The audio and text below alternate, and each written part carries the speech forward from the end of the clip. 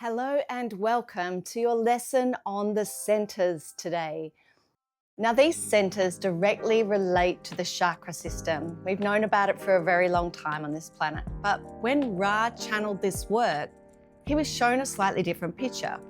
So apparently around 1781, humanity shifted from a 7 chakra system to a 9-centered being. And this was a major evolutionary leap in how we process information and operate in our sense of self and experience emotional awareness. In your chart, you'll notice some centers are coloured or defined and others are white or undefined. And they operate really differently depending on which category they fall into for you. So the theory is that a defined center gives you consistent access to its energy through the channel that connects it to another center. If you only have one gate, for example, without its partner gate to complete the channel, you don't get that full consistent energy flow in your body.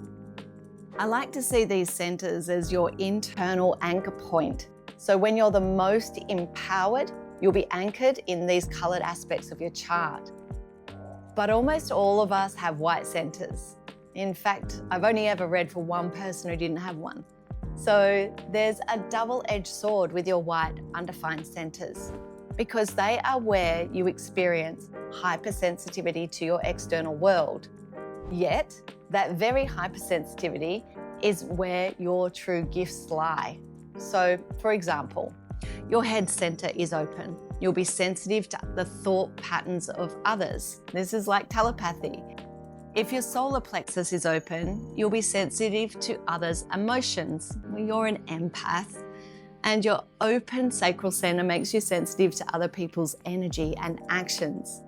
And my word for that is an energy path. But you get the idea.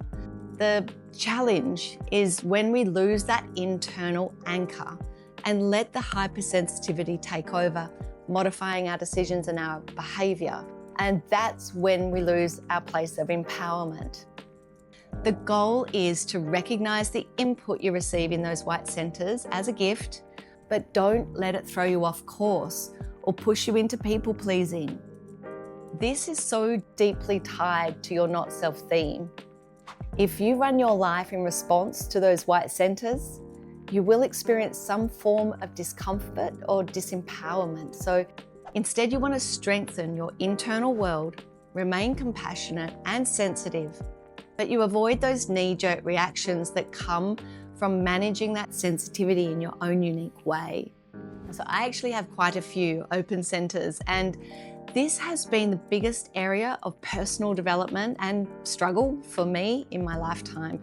Learning about it has transformed every aspect of my life. So let's take a quick look at the body graph, and I'll walk you through each center one by one. Oh, and this part of your conversation with Amy has been so carefully programmed by me because of how important it is. Let's look at the chart.